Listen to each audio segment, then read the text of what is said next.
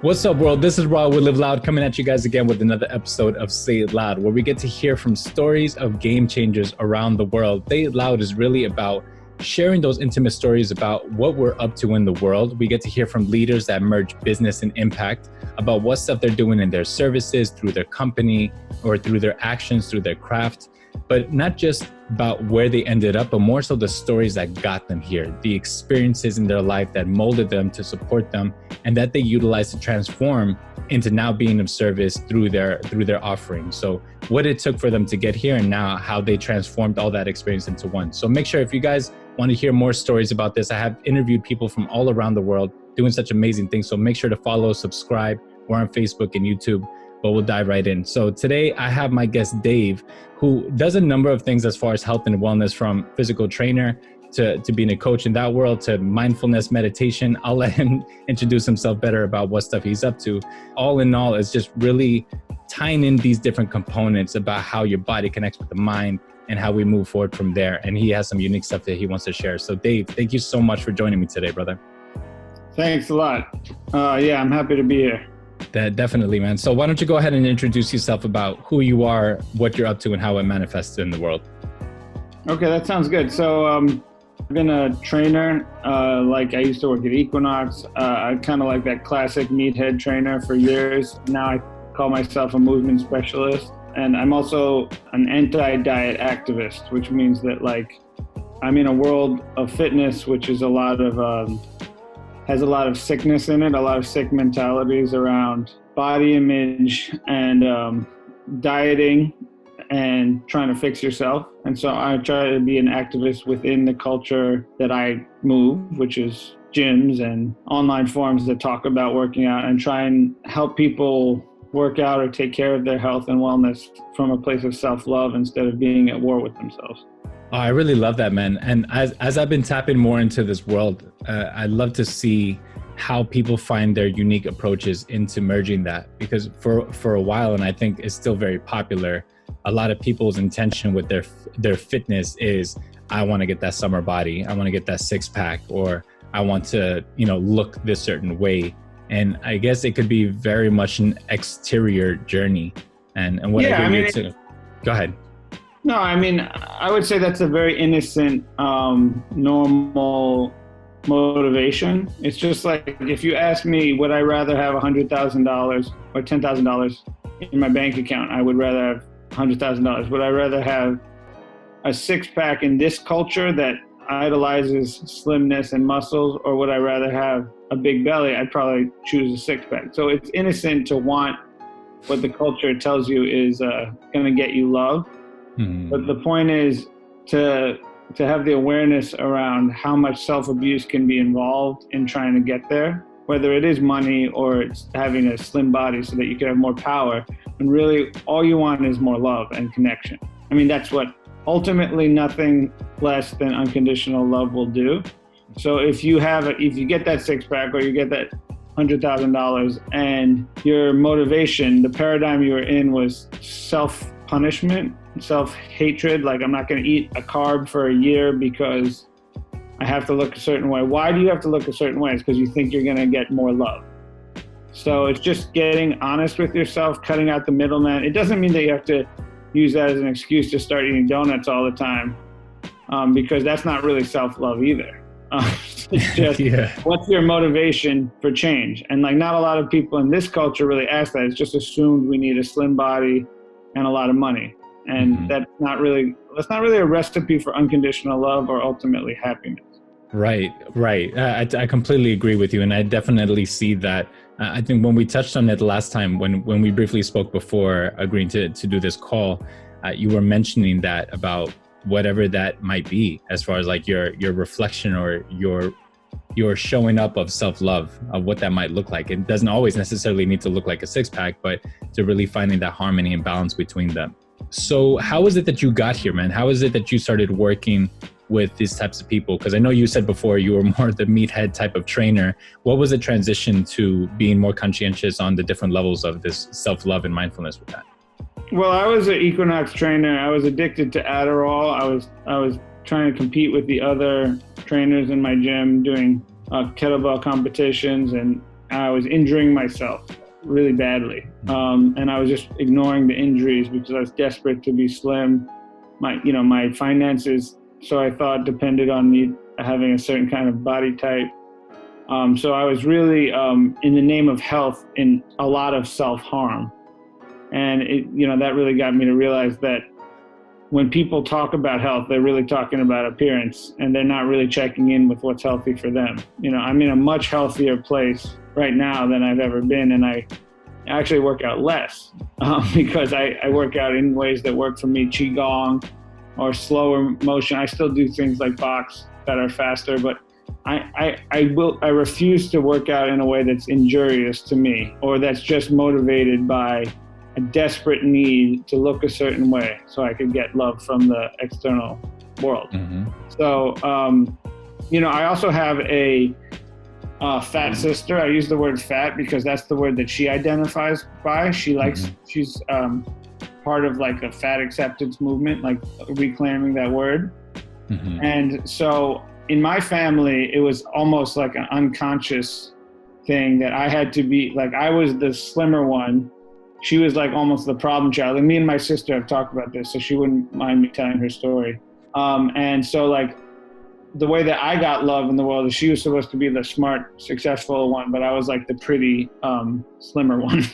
So, for me, it was like, it's been a really long journey of actually listening to my sister, what she said. Like, there's a lot of different body types in the world. She was born in a fat body. It's not because she's lazy or eats badly all the time. So, that's also a big part of my journey. A lot of it had to do with moving from abusing myself, even with addiction, so I could look a certain way, and making it conscious that, it's okay to have body fat. It's okay to be as you are, basically. And that was also a journey to kind of loving my sister as she is, because she kind of always unconditionally loved me. So a lot of it has to do with that too. Yeah. Awesome, man. And before we get into your story, when did you have the realization of, hold on, there's something that's not aligned here? When you were saying that you were injuring your body and trying to keep up and just having this type of mindset, was that interrupted to shift what you're up to now? Like, when did you catch yourself? My denial runs so deep that it was years of injury. And I think many people's denial runs deep. People actually have injury shame, like they won't even talk about how they hurt themselves. Everyone has to be young and fit and healthy, and young and fit and healthy. Like, you're not allowed to have it like struggles in the physical realm. If you're gonna get power in this world, like that's the unconscious belief.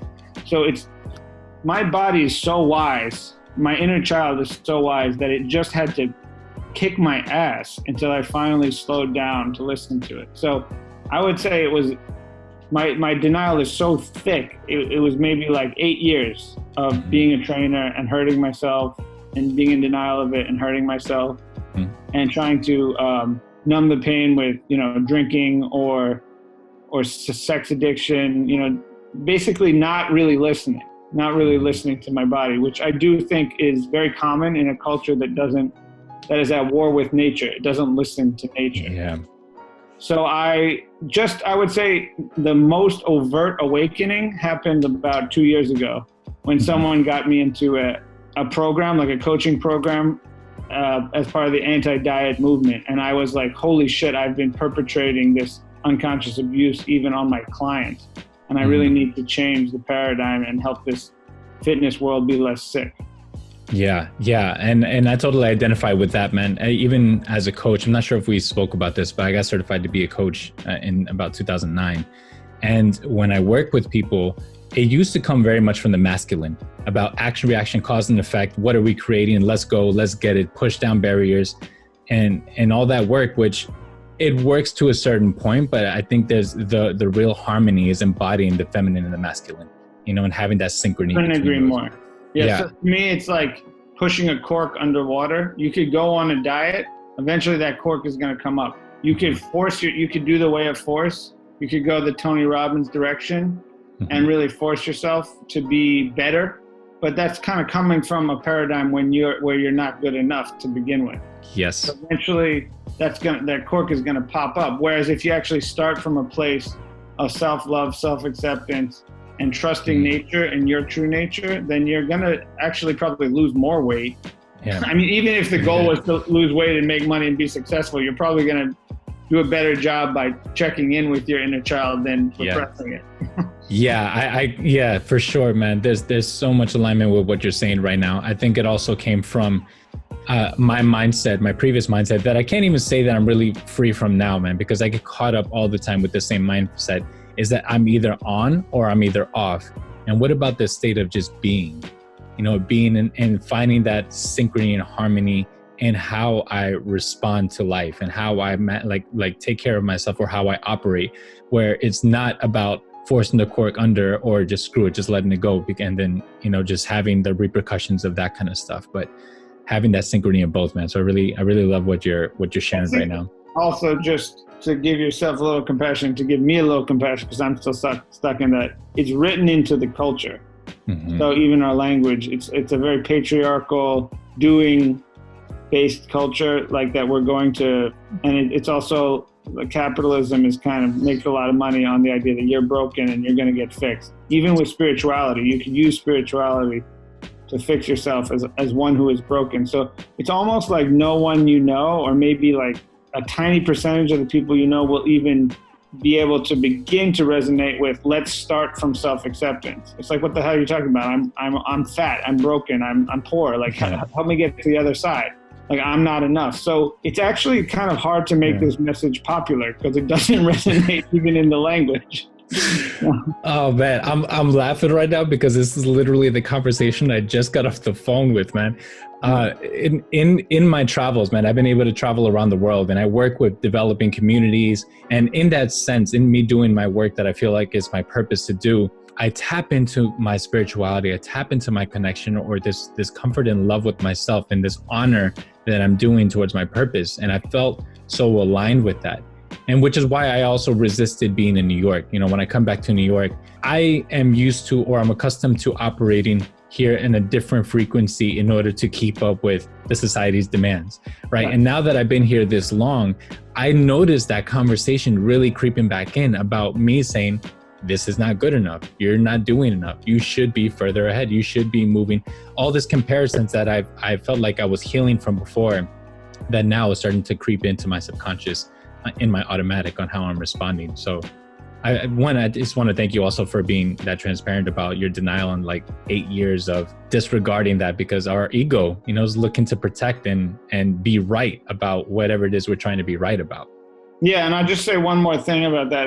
It's like, I live in New York, which I kind of think is a spiritual place to live, but it's so deeply like hooked into a certain matrix. Like, I don't know, matrix is a good metaphor. It's like this vibration of, it's like an exaggerated version of a lot of the world unconscious, right? So if I can kind of move through the subways, and I can move through, life in COVID-19, and I can still maintain my like home vibration, my like safety with my inner child, keeping to my values, it gets so tested here. It's like, this is how, this is how we test our work of being in the world. So in a way, it's a very spiritual place, but I also do need to get out sometimes. So I feel you. Yeah.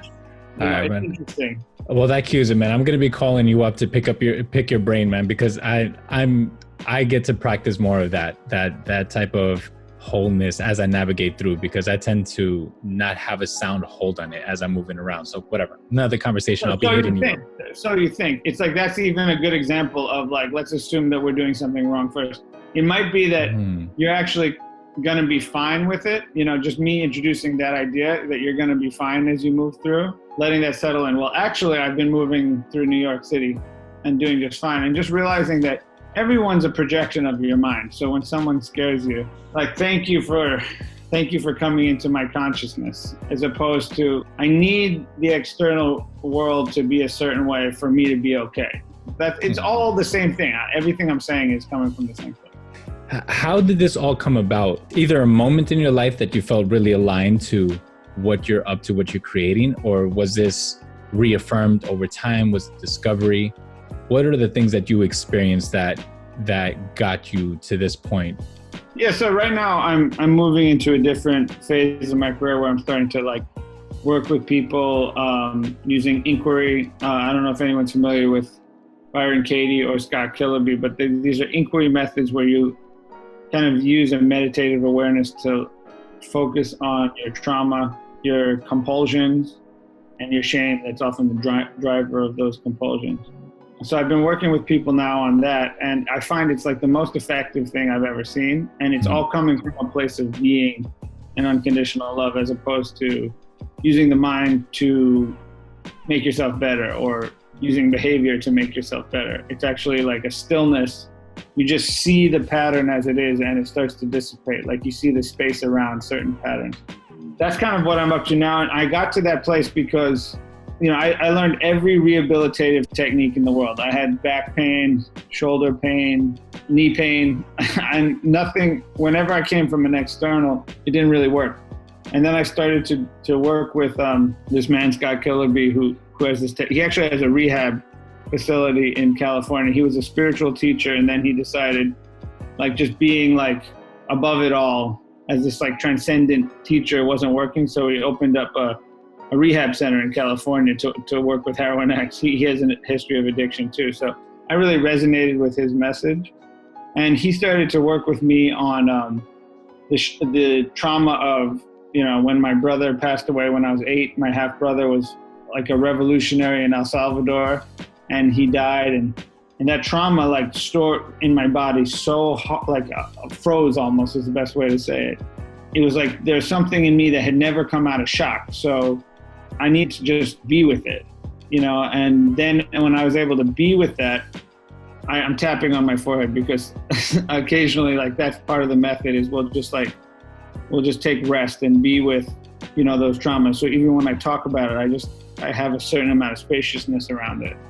But as soon as I was able to be with that, this tightness in my hip and back and knee that had caused so much pain and so much frustration and anxiety, it lifted off. It started to like uncoil. And I had this amazing positive energy. And I couldn't do anything with that same energy trying to force it, trying to do the rehab techniques, the acupuncture, the massage. It just, nothing worked. Thousands of dollars spent on it. Yeah. And it was just like, as soon as he was able to get me to be spacious, this unconditional love, come from that place, my body began to heal. And so I started to, that's what got me to start transitioning to working with people who have body image issues or injuries from an internal place instead of always having them do more push-ups or whatever. So it's really been like, I don't know, a fascinating journey of getting to be more and more okay with myself. Yeah. That's a little bit about it. Yeah. Right. So how else did that start showing up for you, aside from like the physical body stuff, as far as like the emotional side? I know you had mentioned it might be completely irrelevant to this one, but when you were battling different addictions or traumas and that kind of stuff. It's completely relevant. It's completely the same energy. I mean, it could not be more. I do kind of think that people also who over-exercise and harm themselves or over-diet and harm themselves, that's very similar to an addictive cycle. And in some ways, I was in a diet binge cycle for those entire 8 years of, you know, being a meathead trainer. It was like overeat, shame about overeating, take some Adderall, over-exercise. Now I'm starving. Now I'm going to overeat again. It's whenever you're not allowed to eat a certain food, you're probably going to eat more of it. There was also drinking involved in that. I'm so like not relaxed. I'm working so hard. Now I need to enforce relaxation. And so my addiction and my compulsiveness around my body are completely interrelated. And I'd say that the root of all addiction, some people say it's anxiety. I actually say it's shame, because it's really even the shame that causes that anxiety. Yeah. It's like the feeling of I'm not enough or I'm broken. That can really drive, that's like the driver of addiction. So I was in serious sex addiction I've been in sex and love addiction recovery for 8 years. And now I'm married and I'm in a thriving relationship, but it's like an ongoing thing I have to deal with because that's subtle and very motivated by trauma and shame. I don't drink anymore, but I consider myself an alcoholic. I used to do Adderall all the time. So all of these shame and trauma were the drivers of those behaviors. And the sad thing is that you make yourself wrong the whole time you're doing those things. So it's more shame, and you need more relief from the shame. So I'm in the best place now I've ever been with my addictions. It's not that I feel deprived ever. I just, from a somatic place, my body says no. It doesn't want alcohol. It doesn't want to over masturbate or over have sex. It doesn't want to overeat, because there's a somatic piece that's been developing in me. I mean, I'm kind of a beginner on the path. I don't want to declare mission accomplished. Yeah. But something has shifted. So it's all one root. And I think most people, whatever they're working on, unconditional love is the thing that they're looking for. And I just mentioned something to you before. It's like, this is a show about change and kind of revolution. Revolution can come from a lot of places. It doesn't have to come from, being a CEO of a huge company or being a Martin Luther King. If you're part of the unconditional love revolution and you decide that you're going to quit your job and take care of your 90-year-old grandmother, that's a perfectly legit form of the revolution. So it's like the revolution will come from the margins. And like, that's not really taught in our society. It's like, I have to become someone to be good enough, and then everyone will love me and respect me. And then even like activism gets motivated by ego. And like, that's not really, it's still part of the same broken system. Yeah, man, I told you before we hit record, man, like usually when I sit in front of someone or digitally sit in front of someone, so many times it's such a message that I need to hear. And there's a lot of truth in that. I wonder how often we operate off of shame and this expectation on where we're supposed to be, and that dictates our actions. I know for me, it's a lot of that. Aside from, I love what I do. I really, really love what I do. And in that love, I have these ambitions of what I want to create. And in those ambitions come expectations about where I'm supposed to be. So then it's kind of like this cycle that comes up, and then part of the gasoline in the car that really drives me forward is my passion, my mission, what stuff that I want to create in the world. And I'm listening to you and I'm wondering how much shame is part of that gasoline, how much I'm motivated by my expectations about where I'm supposed to be, or even the work that I do about what's wrong with the world and what I need to fix. Where is that coming from? You're asking fantastic questions. I think that is so perfect. It's like, I honestly think that deficiency stories run the world, not money. That's a line from Scott Killaby, but it's really true. It's like, I'm not enough runs the world. It doesn't mean like, I always liked personal training. I always liked exercise. Like, it's like when people are at their best, it's like, it wasn't like just being like, I don't need to categorize those years of addiction and being a meathead as like, I was just wrong. I always did have a passion. I wanted to connect with people. So things are really mixed up. It's not like you're just motivated by shame. But the funny thing is, like, someone could hear this interview and then they would be like, oh my God, I'm motivated by shame. And then that's more shame. It's like, so the only thing that works with shame is just gazing at it unconditionally, like a mother with a child, So it's like, nothing else really gonna work. Like, you can't shame yourself out of shame. You can't shame yourself to be like, oh, like, like it would be a shame if people who were activists, or let's say like they were artists, and then they started to notice that their motivation was, I'm never enough, I want to be lovable. And then they stopped doing that because they wanted to be perfect. They wanted to be like a Buddhist who lived in a mountaintop. It's like, no, do what you do. Just notice how much you're motivated by your deficiency story. And then the medicine for that, besides just noticing, is to realize that you're going to be more efficient when you're motivated by love. Like, you may, someone may hear this message and they may give themselves permission to lay in and watch TV for a while. And because they're just like, oh, and that may happen for like a year. And then they might be like, okay, so now what do I want to create? Maybe I'll write that novel. So it's like, there can be like a decompressing because you've been running on not enough fuel, like you said, for so long. But ultimately, when you start to connect that, like, my happiness is more when I love myself unconditionally. And when I just gaze at myself, my efficiency is more. And then anything that you were doing that didn't feel authentic, like trying to be famous, like but not from a place of wanting to give your gift, but rather from a place of ego, or trying to be rich, but not because you wanted more opportunities, just because you wanted to be seen as enough. Superficial, yeah. You'll just start to see the difference, and then money will come, and you'll have the perfect amount of attention on you. You won't need more or less. Yeah, man. There's such gold in that statement, man. So thank you for sharing that. Thank you for sharing your stories about part of what got you here. I know that stream runs really deep, and I'm sure there's a lot more to that. But again, so Say It Loud is part of being able to go and hear those things about what supported you get to hear, what things you had to confront, and you spoke a lot of volumes in that. And now touching on that, the second part of what Say It Loud's about is to really relay a message to people out there who, especially in this situation right now, where we are more so confined to our spaces, and I like to say that like we're in a room with ourselves, and there's a lot of people who don't know how to be with that. How to be with yourself, how to be with the stuff that's coming up, and maybe we're stuck in these rooms with that shame conversation constantly kicking in, and expectations, or now we're abusing alcohol, we're abusing food, or we're abusing sex or pornography or whatever it is that might be. I think there's a lot of different approaches on how we could speak to people here. But what would you say based on this conversation, that would you have a message to listeners about what they might be confronting or what they could do with this?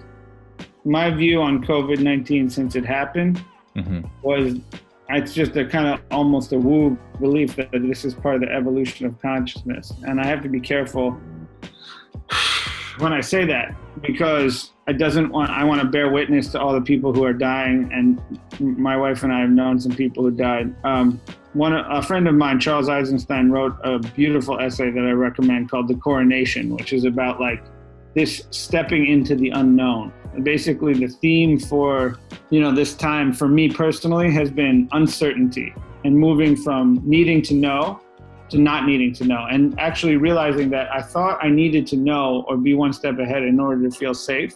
Turns out that the only time I feel safe is when I realize I don't need to know.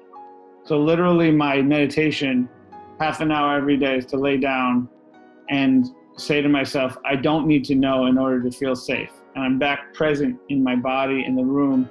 And all of a sudden I feel whole and united with everything, including war, COVID-19. It's all part of the quantum field. And it's like there's a safety in not knowing, why is this happening? Why is society changing so much? And we've built our society as a temple to the rational mind, that we think that we have to know everything. Yeah. And that's very masculine, very patriarchal. So it's like almost an intuition, we can talk woo theories all we want, but it's almost like a gut feeling. This is a time of moving from the patriarchal need to know, worship of knowledge, worship of information, to I love and embrace the vibration of uncertainty. And some people are not going to love and embrace it, by the way. It's like birth pangs. That's what's being birthed. And I feel more comfortable probably with that than some people. I feel like, well, damn, fucking normal wasn't working anyway. This is a great opportunity. And other people are just totally freaked out. And if you're one of the people totally freaked out, that's fine.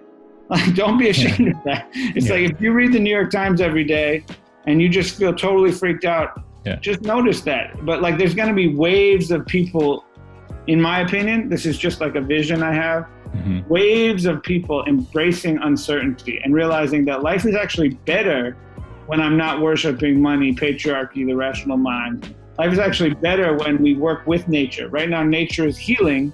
And it's like, there's just a sense of, even though people are dying, and I am sensitive to that, but it's like Mother Earth is literally healing because of this uncertainty vibration. So I love the vibration of uncertainty, except when I don't. Sometimes I hate it, but that's what this time is about. So the more that, I invite anyone to do the meditation that I'm doing every day, which is I don't need to know in order to be safe. That's like embracing your inner queen or your inner child, I love that. And is something like a mantra that you keep on repeating to yourself through that? No, meditation? I mean, what I'll do is I'll say that, and whatever comes up to argue with that, my ego will come up and pick a fight with that. It'll say, yes, no, that's not true. And I'll feel the intergenerational trauma, my grandmother, my mother, my brother who passed away, my father who passed away. It's almost like they were all built in a society that worship the rational mind. And I have to actually be here now, be present with my body and my current truth,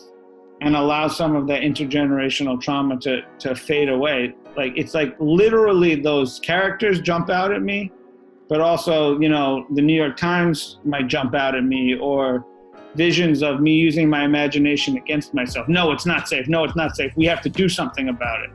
And it's like actually coming back to that like unconditional mother inside of me or father inside of me, and just continuing to soothe it. That's my meditation. I used to do very serious Zen meditation to fix myself. And now I lie down and I'm with myself and that feeling that I have to know when I don't have to know. I love it, man. I'm going to try that out today. I definitely want to pick that up. This how we treat ourselves physically, even through our health and wellness, the things that we consume, our intentionality with our body, all that stuff. I think a lot of it is just, if not all of it, is a byproduct about what's the underlying conversations that are going on internally. And if we operate from that sound place, then the byproduct gets to be the nice body, if that's what we want, or a, you know, income that we want, if that's what we want, but aligned with why is it that I'm looking to attract this in the first place. And then so it's not in vain. Really beautiful. Awesome. Thank you so much. Yeah, perfectly said. Yeah. Yeah, man. Thank you so much for sharing your story in this. Now, where can people follow you if they want to work with you or see your services or just kind of, you know, learn more from you? Yeah. So I'm, my website is called breatheherenowfitness.com. I'm kind of just coming out of the closet right now as a coach. It hasn't almost happened yet. So if anyone hears this and is interested, I have a lot to offer. So, you know, a psychic told me I was going to blow up in 2023. So I have 3 years to incubate. I love it, man. Just being kind and patient with yourself along the road. All right, guys. So breatheherenowfitness.com. I'm going to plug the info in the descriptions below or above or wherever I'm going to be posting this. If you guys have questions, if there's inquiries, I mean, this is also how I develop my coaching practices or the way that I work with people. It's like, call me and let's problem solve together, or let's hack and let's look at different things. And in that process, you discover those systems that kind of work, man. So I look forward to seeing what you're going to be creating out into the world. Thank you. All right, brother. All right, guys. So for everyone tuning in, make sure to stay tuned to more episodes of Say It Loud, where we get to hear about more incredible people who are up in the world, taking their experiences that life has thrown at them and transforming it into what they are doing now and how they serve back to the community through their craft, through their services and everything that they're up to. And we will be tuning in for next time really soon. Much love.